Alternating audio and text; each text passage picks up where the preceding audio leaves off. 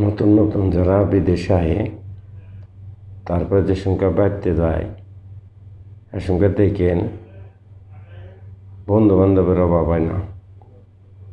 চিল্লিয়া তা জানেননি এ সংখ্যা প্রবাসীর কাছে পয়সা থাকে।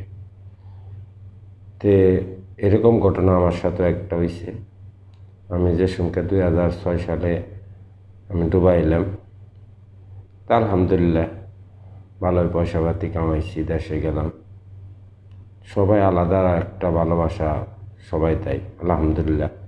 তা আমি ভাবলাম আমার মনে তো আর ওই রকম কোনো ধরনের কিছু না, তাই আমি টাকা পয়সা বন্ধু বান্ধবের পিছিয়ে ওড়াই, বন্ধু বান্ধবের সাথে ঘুরি টুরি।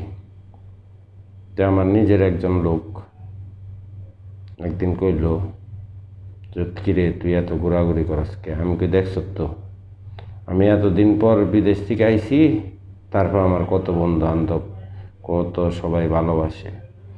কয় তরে ভালোবাসে না, ওটা তোর টেকারে ভালোবাসে। আমি হ্যাঁ কথাটাও শুনে একটু মনটা খারাপ হয়ে গেল। আমি কি তোর টাকা পয়সার লেগে কি বন্ধু বান্ধব নাকি? তা আমি একটা নাটকের মতো করলাম যে বন্ধু বান্ধবগুলো আমার পিছিয়ে বেশি করতো, আমার কাছে ইনশাল্লাহ হিসেমকাও পয়সা আছে।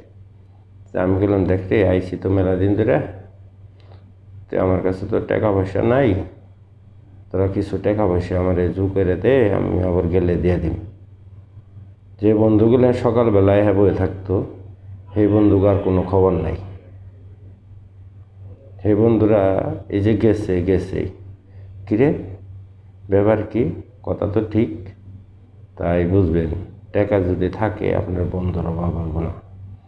বন্ধু দেখবেন চারের মধ্যে আইব, আর টাকা না থাকলে সেই সঙ্গে বন্ধু থাকবে না।